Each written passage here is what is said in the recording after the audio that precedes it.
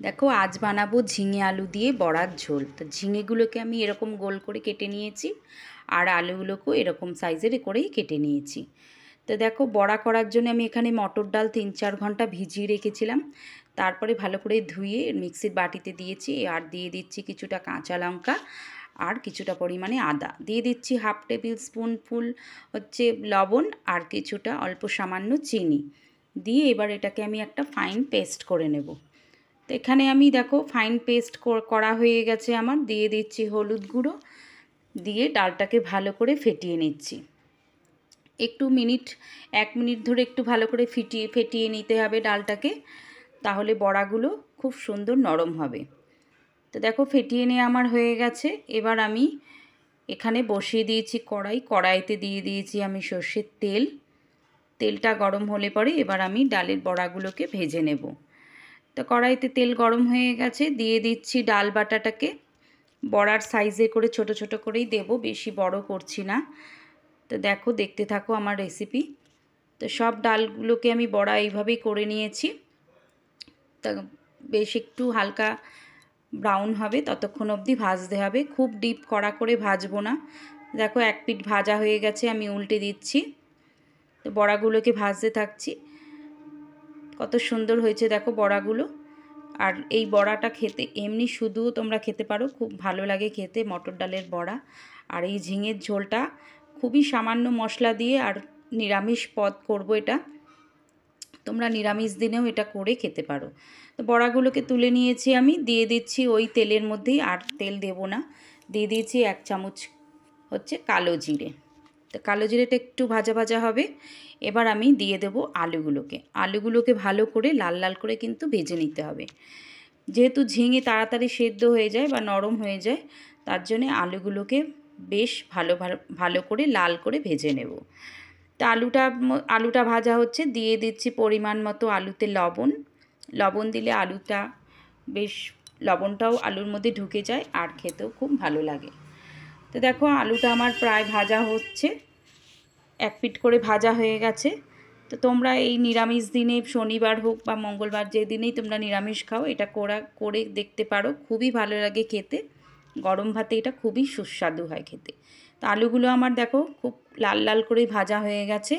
এবার আমি এর মধ্যে দিয়ে দেব কেটে রাখা ঝিঙেগুলোকে।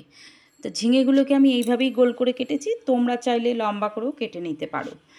তো দেখো ঝিঙের মধ্যে একটা আলু ছিল, আমি দেখতে পাইনি, তো ওটাকেও ভালো করে ভেজে নিচ্ছি আর ঝিঙেগুলোকেও তার সাথে ভালো করে ভেজে নেব। খুব কড়া করে ভাজবো না, ঝিঙে তো অল্পতেই নরম হয়ে যায় যেহেতু, আর ওর মধ্যে লবণও দেওয়া আছে, তার জন্য এটা তাড়াতাড়ি গলেও যাবে। তো দেখো আলু ঝিঙেটা ভাজা হয়ে গেছে। এবার আমি দিয়ে দিচ্ছি পরিমাণ মতো হলুদ দিয়ে আবারও বেশ কিছুক্ষণ ধরে একটু ভেজে নেব। তো আমার রেসিপি ভালো লাগলে প্লিজ তোমরা লাইক কমেন্ট করতে কিন্তু ভুলো না। যারা আমার চ্যানেলে নিউ, যারা নতুন নতুন রেসিপি আমার দেখতে চাও, তাদের কিন্তু চ্যানেলটিকে সাবস্ক্রাইব করে আমার বেল আইকনটি প্রেস করে পাশে থাকতে হবে। তো দেখো আলু ঝিঙেটা আমি ভালো করে বেশ মিনিট 2 ধরে একটু ভেজে নিচ্ছি হলুদ দিয়ে। তারপর আমি দেখো হলুদ দিয়ে আমি ভেজে নেওয়া হয়ে গেছে। এখানে যে আদাটা কুচিয়ে রেখেছিলাম, আমি এটা গ্রেট করে নিয়েছি, বাটিনি। তা আদা কুচিটা দিয়ে দিলাম 1 চামচ জিরে গুঁড়ো, 1 চামচ লঙ্কার গুঁড়ো। তো দেখো পরিমাণ মতো আমি সব মশলা দিয়ে দিচ্ছি আর অল্প সামান্য জল দিচ্ছি, যেহেতু নালে জিরেটা কালো হয়ে পুড়ে যাবে। সেই জলটা দিয়ে বেশ কিছুক্ষণ ধরে কিন্তু কষিয়ে নিতে হবে, যতক্ষণ না মশলা থেকে কাঁচা গন্ধটা যাচ্ছে ততক্ষণ অবধি একটু ভালো করে কষিয়ে নিতে হবে। যত ভালো করে কষানো হবে তত কিন্তু তরকারিতে টেস্ট হবে, সে যে কোনো তরকারি হোক না কেন। তো দেখো মিনিট 2 ধরে আমি ভালো করে কষিয়ে নিয়েছি। এবার আমি দিয়ে দেব পরিমাণ মতো জলটা। তো দেখো ঝিঙে থেকে প্রায় একটু তেল ছাড়তে আরম্ভ করেছে। আবারও 2 মিনিট ধরে কষিয়ে নিলাম। এবার আমি দিয়ে দিচ্ছি পরিমাণ মতো জল। এখানে আমি জলটা একটু বেশি ইউজ করব, যেহেতু বড়াটা দেবো লাস্টে। তো বড়াতে অনেকটাই ঝোল টেনে নেয়, তোমরা সবাই জানো হয়তো, সেই জন্য আমি এখানে একটু জলটা বেশি ইউজ করছি। আর তাছাড়া আলুটাও সেদ্ধ হবে, তার সাথে ঝিঙেটাও আমার সেদ্ধ হবে। আর ঢাকনা চাপা দিয়ে আমি মিনিট 5 ধরে ফুটতে দিয়েছি। তো ঢাকনা খুলে দেখছি আলুটা আমার সেদ্ধ হয়ে গেছে আর ঝিঙে তো আগেই সেদ্ধ হয়ে গেছে। মানে আলুর আগেই সিদ্ধ হয়ে গেছে।